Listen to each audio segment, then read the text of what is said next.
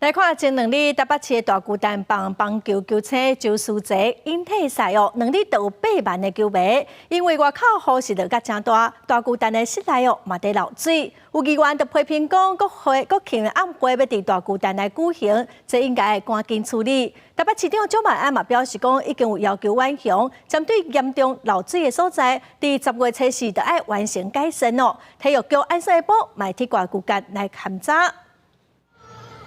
人就伫咧厝内耍野雨伞，因为外口落大雨，大巨蛋内边也落雨。台北大巨蛋伫拜六办这棒名称周书杰引退赛，2场比赛总共吸引8万球迷入场，也创连续2天满场的纪录。不过伫台北市连续落大雨了后，大巨蛋除了座位区以外，还有出入口甲停车场也拢漏水。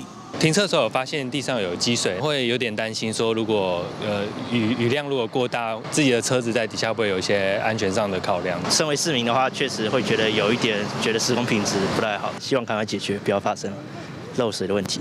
对此，万雄公司伫咧2日对外道歉，共统计2日2天总共有400位民众受影响。伫咧出顶帮一个排水检查工程完工进程，会撇开可能会滴水的卖票的区域。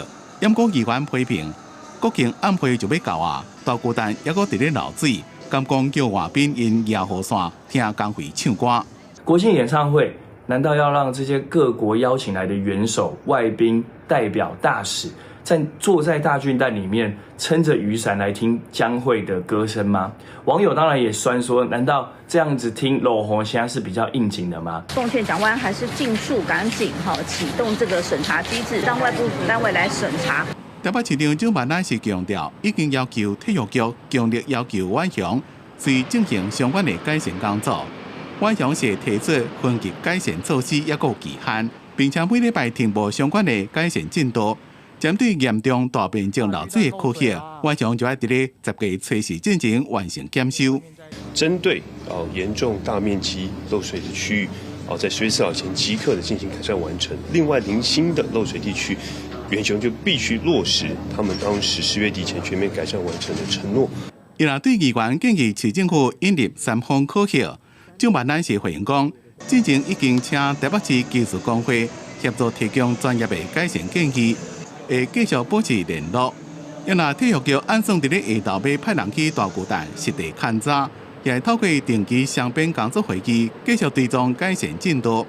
除了要伫咧国庆暗会进前确保座位区也有使用区域未受影响，也希望万雄一定要伫咧10月底进前，把所有指定的防漏改善工程拢完成。记者综合报道。